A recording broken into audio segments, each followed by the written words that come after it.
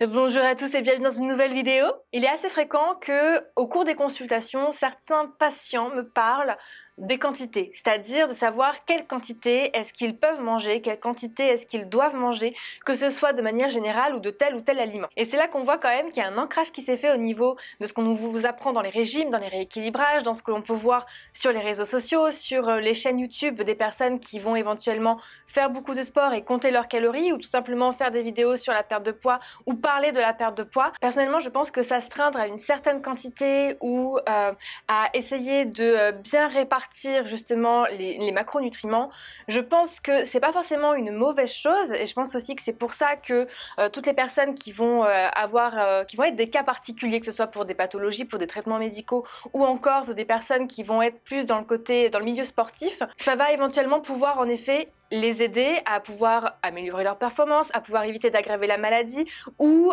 éviter d'avoir trop d'effets secondaires liés à certains traitements médicaux. Ça reste quand même des cas, on va dire, plus ou moins à part parce que la plupart des patients qui viennent me voir ne font pas partie de ces cas de figure-là. C'est vrai que le fait de pouvoir compter ses calories, ça peut avoir un certain avantage qui est de pouvoir gérer un petit peu les calories en fonction de notre objectif, que ce soit de la perte de poids, la stabilisation ou la prise de poids. Mais le problème à ça, c'est que bien que l'avantage soit quand même assez alléchant, surtout que là on va arriver en période bientôt d'été, quoique je me dis, bon, c'est des périodes un petit peu compliquées là où on se dit qu'éventuellement on va pas passer un été comme les autres, mais peut-être plus comme l'année dernière et encore, on sait pas trop à quoi s'attendre, donc on se dit que c'est pas très grave si cette année on n'atteint pas l'objectif.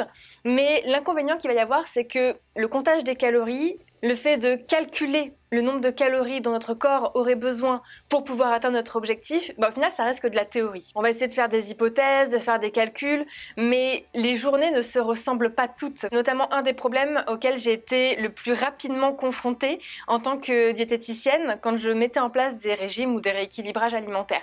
Et du coup, vu qu'on va pas forcément avoir les mêmes besoins d'un jour à un autre, d'un repas à un autre, et que ça ne reste que de la théorie, du coup, il y a de fortes chances au final qu'on aille à l'encontre des besoins de notre corps, ce qui fait qu'à un moment donné, on risque de sentir de la frustration.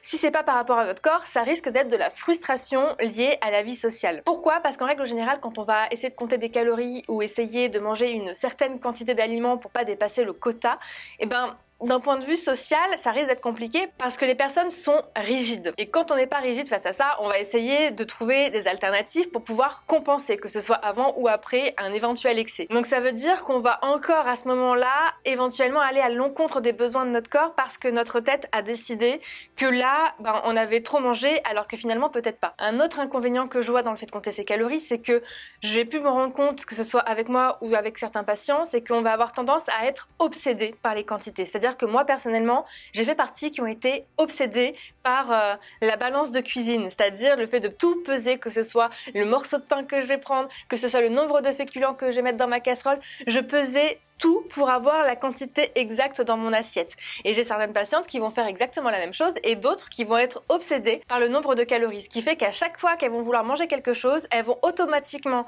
savoir par expérience et par apprentissage le nombre de calories qu'elles vont ingérer ou qu'elles sont en train d'ingérer. Et je trouve personnellement que c'est assez malsain parce que ça va nous faire culpabiliser. Et le plus gros point négatif que moi je vois au fait de compter justement les quantités ou le nombre de calories, c'est qu'on a un fort risque de tomber dans les troubles du comportement alimentaire.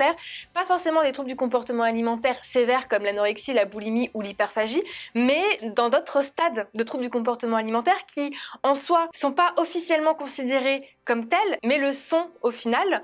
Et on va se dire, j'ai un problème, mais en fait, j'ai pas de problème, c'est juste que j'ai un manque de volonté, alors que non, il y a vraiment un trouble du comportement alimentaire, sauf que ce trouble du comportement alimentaire n'est pas officiellement pointé du doigt par la plupart des professions médicales. Et d'autre part, et ce pour toutes les raisons que je viens d'évoquer, un des autres inconvénients, c'est que ça va être temporaire. C'est-à-dire qu'à un moment donné, même si ça arrive dans quelques semaines, dans quelques mois ou dans quelques années, vous allez finalement arrêter de compter vos calories, d'arrêter de compter les quantités que vous allez manger, parce qu'il va forcément y avoir un moment dans votre vie où vous allez lâcher ce truc-là.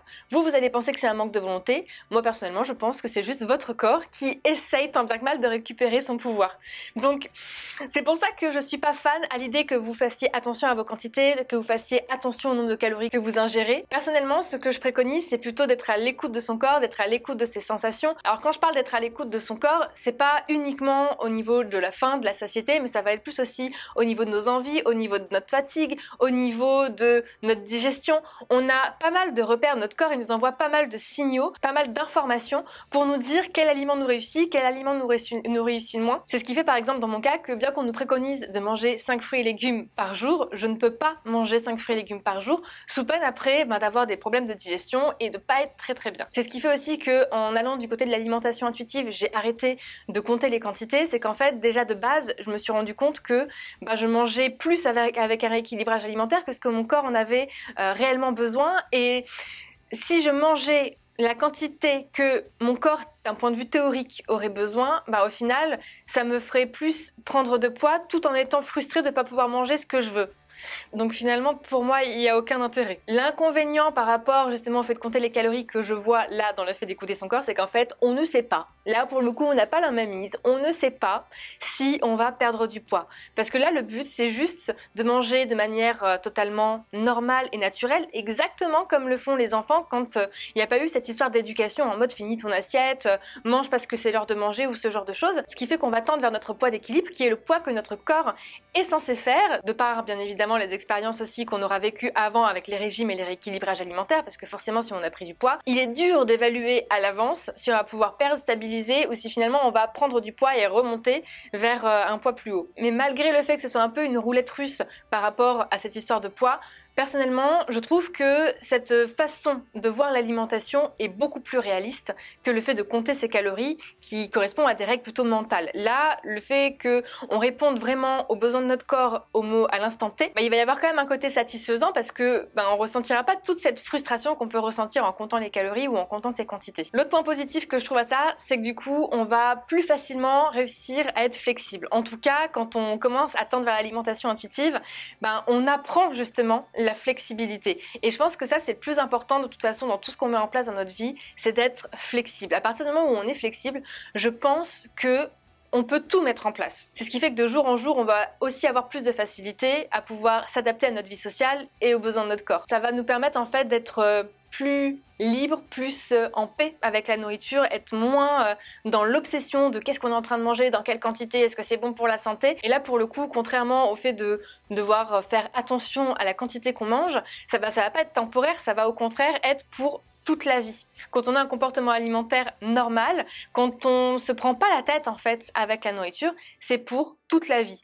Sauf si vous décidez entre-temps de vous remettre dans un régime, dans un rééquilibrage et de faire attention justement aux quantités que vous mangez. Mais le tendre vers une alimentation intuitive, tendre à écouter votre corps et les signaux qu'il vous envoie, là pour le coup, chacun est en capacité, je pense, de pouvoir le faire parce qu'on est tous comme ça. Normalement, c'est un comportement qui est inné. C'est pas quelque chose que l'on est censé apprendre. C'est quelque chose, quand on est déjà avec un comportement alimentaire normal, on est déjà des mangeurs intuitifs. C'est juste qu'en cours de route, très souvent, de par ce qui est dit dans les médias, de par l'éducation que les parents vont avoir, de par la société de manière générale, très souvent ça part en sucette et on finit par avoir un comportement alimentaire qui s'est un petit peu détraqué, et c'est ce qui fait très souvent qu'on va plutôt avoir tendance à partir dans des régimes, dans des rééquilibrages, alors qu'en fait s'il y a une prise de poids alors que notre comportement alimentaire est normal, dans ces cas-là c'est plus un travail sur la gestion des émotions à faire le plus souvent. Et je vous invite malgré tout, si c'est votre cas aussi, à bien faire un check-up, vérifier s'il n'y a pas une maladie qui serait là en train de pointer le bout de son nez,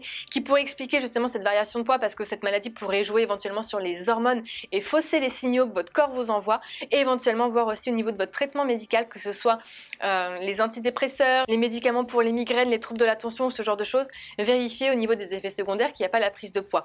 Si c'est le cas, du coup au moins ça permettra de vous expliquer le pourquoi est-ce que vous prenez du poids. Mais je pense que dans ce genre de situation, la priorité ça doit quand même être votre santé. Si vous avez une maladie, vous pouvez pas finalement y faire grand chose, mis à part peut-être avoir un traitement médical qui va peut-être améliorer la situation. Et si c'est par rapport à un traitement médical, Mais là, pour le coup, c'est votre santé, en fait, qui est en jeu. Donc, la priorité, c'est le traitement. Il vaut mieux que ce soit ça qui prime plutôt que cette histoire de poids. Donc, je sais que pour certains, c'est un choix à faire entre la peste ou le choléra, mais je pense que la plus simple des solutions, c'est de pouvoir en parler avec votre médecin et de pouvoir expliquer un petit peu vos craintes et pour voir s'il n'y a pas éventuellement d'autres solutions à mettre en place, mais que vous puissiez en parler avec lui. Voilà pour la vidéo d'aujourd'hui. J'espère que ça aura pu aiguiller certaines personnes qui se demandaient s'il fallait quand même malgré tout faire attention à certaines quantités.